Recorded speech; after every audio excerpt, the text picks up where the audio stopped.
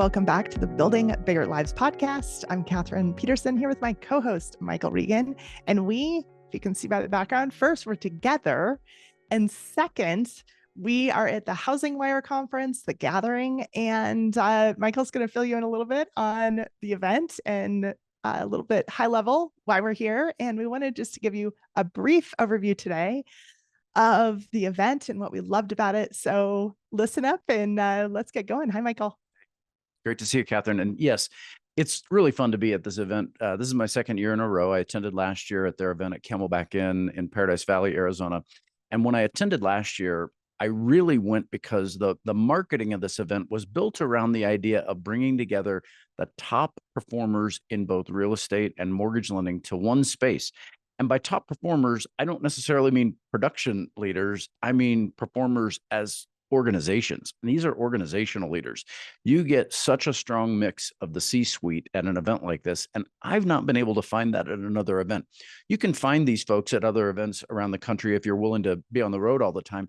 You can come to one event called the HousingWire Gathering, and this is like a murderer's row of just top-notch executives, production leaders, and innovators, as well as, we should mention out here in the lobby, the tech industry that supports the housing industry. They come as vendors, and it's a great way to see where the flow of technology is going. So this is your first year at the event, Kathryn. I'm just curious, what's been your reaction so far?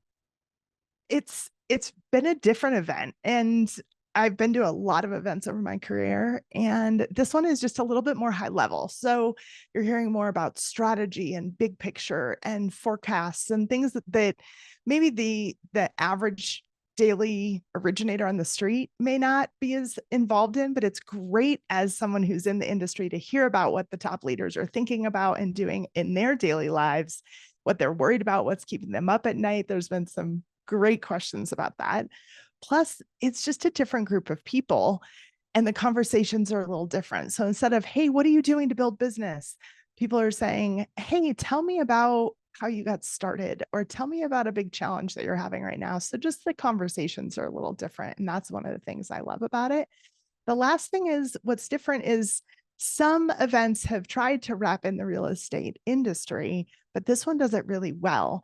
And so we've seen a lot more top level real estate companies, CEOs speak, which gives us the other side of the street picture, which has been really great to hear, because even though we work so closely together, it's pretty rare to have such top level people in the same building at the same time from both real estate and mortgage. So that's been pretty fun to watch and witness. And then they've also talked about some really hot topics, which has been exciting for me. So Michael, what are some of your biggest takeaways? Well, first of all, I love your takeaways because I think you highlighted something that is going to be really important to most of the audience that follows us on Building Bigger Lives. We tend to have an audience of folks who aren't at the C-suite level. You typically are the entrepreneurial people. You typically are the folks that are out producing in real estate or in mortgage lending or other aspects of the housing industry. And so I'm really glad you highlighted it the way you did, because once in a while, I think it's really important for us to lift our view up and see where our industries are going. And as a coach, I can tell you right now, this is probably a season in which more people are asking that question at one time than I've ever had in the 12 years I've been doing this full time. I mean, there are moments throughout that 12 years where people feel like, I think things are changing. There's not one person I talk to right now who doesn't think things are changing, and they want to know, where are we going? What will this look like? Am I still relevant? If I am, where do I invest my time and my energy as this shift is happening?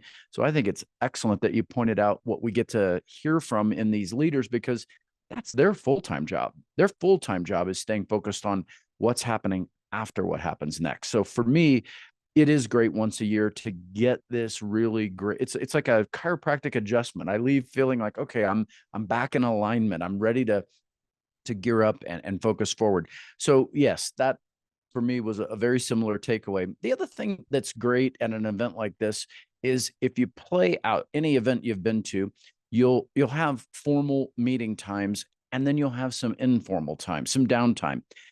The networking at an event like this is spectacular because, again, you get to walk up and visit with some of the industry movers.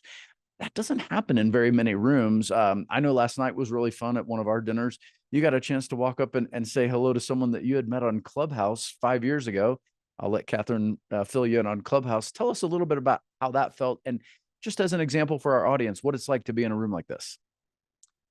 Yeah, so there are a few people with HousingWire that back in the day during 2020, we had spent a ton of time on an app called Clubhouse. And like I'm talking sometimes hours a day. And I had hosted some rooms for Mortgage Coach with Tony Blodgett. And there was a lot of people who I spent a lot of time with during COVID who were with HousingWire and just other people in the industry who I finally got to meet in person. So that included Logan Motoshami, Sarah Wheeler, Clayton. So there's a ton of people who I was able to say, hey, remember me from Clubhouse? We spent hours and hours together. So that was fun to finally get to meet some people in real life. Some of my other friends who I know from the industry who I've known for a long time that I finally got to meet in person, and I feel like I'm friends with them and know them already. So that was great. And you get a little more time here to have an actual talk. So Sarah and I had a good long chat this morning. Amazing person. And you don't always get those, like you might be able to say a 5-minute conversation, but I've had some deep conversations with some people that I don't get to have that opportunity to have very often. Yeah, I agree completely. In fact, last year when I attended in Scottsdale, maybe one of the things that I really didn't get to take advantage of because it was my first time there and I went by myself, I really spent a lot of time like a sponge. I was absorbing everything. I took yards of notes. I sat in every session. It was great. This year, I really took a different strategy and it came out of an accident. Kathryn and I walked in on Sunday to some really great real estate panels. Jason Mitchell Group, for example, was featured that first day, and he's the #1 real estate team in America. We're sitting there, and I leaned over and said, "Oh my gosh, I left my journal. I can't take my notes." And you think on the fly and realize, "Oh my gosh, I'm carrying a supercomputer in my pocket. I think I could probably take notes on my phone."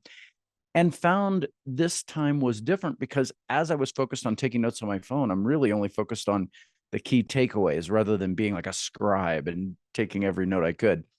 And I think it helped me feel a lot more engaged this time because then I spent more time thinking about who I might want to connect with and how I might want to engage with them.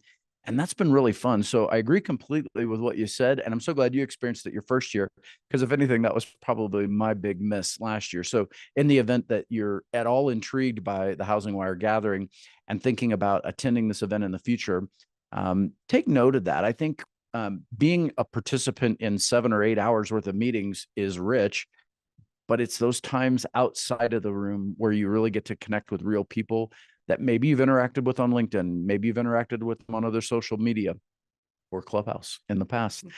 By the way, you know why they recognize you? You still look exactly like you did 5 years ago. You haven't aged a bit.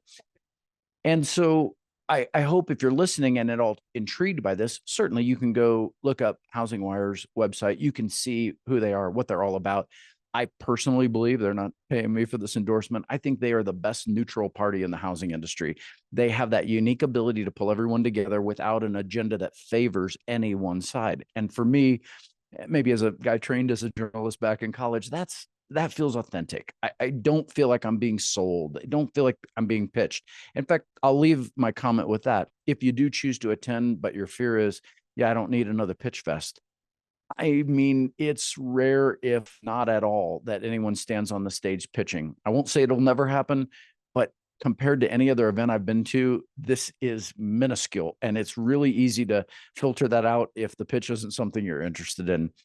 Kathryn, maybe let's talk a little bit about looking forward. I mean, we'll look through all of our notes, and I'm sure we're going to have some really great takeaways, and we'll bring those into future podcasts. As you look forward, just at a high level, do you leave here feeling a different sense of where you're headed than before you came? And if so, what kind of thoughts are starting to mull in your mind? That's a great question, of course. Thanks, Coach Michael. So for me, a few things that I feel different about, everybody is very calm. So on the street, you have this kind of level of stress that's been there for 2-3 years. And here there's a sense of calm of like, hey, we've got this. Things are positive. We're working on a lot of projects. There was somebody who said that they've really used this time to dig in with their operations and figure out if there's any cracks. And so gave me a sense of peace about where the mortgage industry is headed, and that we're led by people who don't get caught up in the daily chaos. And that was nice. The second thing is that there was a lot of talk about AI and how people are using that and what that's going to look like. So I'm just going to start to continue to think about that and how that's going to impact the mortgage business, because I think it will be big. Same thing with real estate. So that was fun to hear about from almost every speaker that was up here. So those are probably my two. What about you? Let's segue off of the AI piece, because I was one of my takeaways too, is, in previous conferences, and I mean just within the last year, AI has definitely been a topic. This felt like it was a thread that was woven through every topic. And I think if we're not already clear on this, let's be clear. It's going to be a huge part of our delivery system from this point forward. I don't care where you are in our business, it will be a part of the delivery system. I think that calm you felt was a sense that there's a lot more confidence now that the technology is developing, that this is not a technology that is going to just mass extinction wipe out the people in this industry.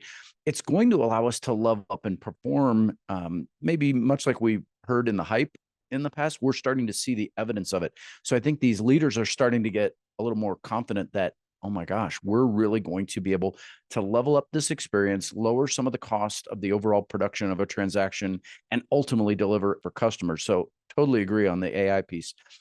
And another takeaway that was fun was, a lot of people have speculated over the spring months about this massive merger that happened between Rocket acquiring Mr. Cooper, prior to that acquiring Redfin having already acquired Bay Equity. So this becomes, I don't know, a super team in many ways. And Rocket was already, the number 2 mortgage company in the world or in America. And now I think the question was, oh my gosh, what does this tip to tip delivery system look like? And, should we be afraid? What should we do? Really interesting to see that. First of all, they had a panel with all 3 CEOs. It was definitely the most well-attended panel of this entire event. But you felt this sense of confidence from all of these other organizational leaders that even though Rocket will, in fact, have all of these things as advertised, there's still plenty of room in the ecosystem for others to exist. And just listening to leaders like Patty Ariello talk about Rocket as, look, I didn't wake up and realize what they were doing. I've been following those guys for 20 years, and every day I've seen them as a worthy competitor. And guess what? We've got the same ecosystem. That was fun to hear, like a sense of, hey, the world is not going to revolve around Rocket. It's going to elevate all of us to play at a higher. And that excites me because I think our industry has needed someone to push us forward in time. So great takeaways on your part. I hope my takeaways were intriguing enough for you to go back. You can follow the HousingWire social media. They've posted a lot of great content already on their LinkedIn feed.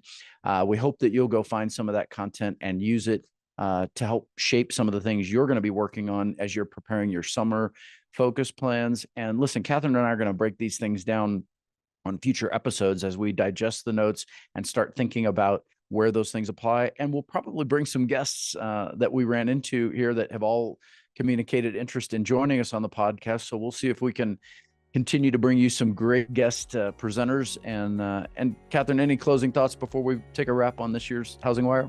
No, just glad to be here. It's fun to do a podcast in person.